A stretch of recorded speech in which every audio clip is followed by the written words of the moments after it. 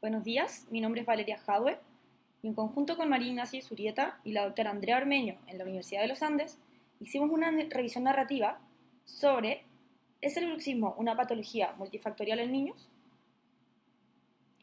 Bueno, como introducción, tenemos que el bruxismo es una parafunción ampliamente reportada en niños que puede ocasionar dolor miofacial, trastornos temporomandibulares, fracturas dentales, entre otras cosas. La prevalencia nocturna varía entre 5,9% a un 49,6%.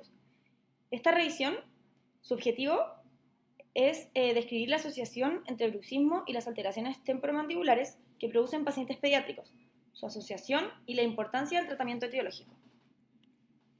Como material y método, se realizó una revisión bibliográfica en las plataformas PubMed, Cielo, Web of Science y EBSCO para conocer acerca del diagnóstico y repercusiones del bruxismo en niños. Se obtuvieron 344 artículos, seleccionando 33 de ellos, luego de aplicar los criterios de inclusión, exclusión, eliminando repetidos, no disponibles, rango de edad y año de publicación. Como resultado, se demostró asociación muscular entre el rechinamiento dental y dolor al masticar o al abrir la boca. Además, asociación entre atrición, dolor temporomandibular y sensibilidad muscular. También se encontró relación entre el bruxismo y trastornos de origen articular, principalmente por sonidos y sensibilidad articular.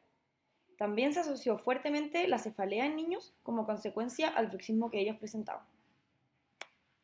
En conclusión, existe una alta prevalencia de bruxismo en menores de edad, siendo fundamental el diagnóstico temprano por medio de signos, síntomas y exámenes clínicos, además de informar al paciente acerca de esta condición, para que pueda realizar un autorreporte a tiempo por las posibles complicaciones que puede traerle. Actualmente su tratamiento principal consiste en el manejo de signos y síntomas. Muchas gracias.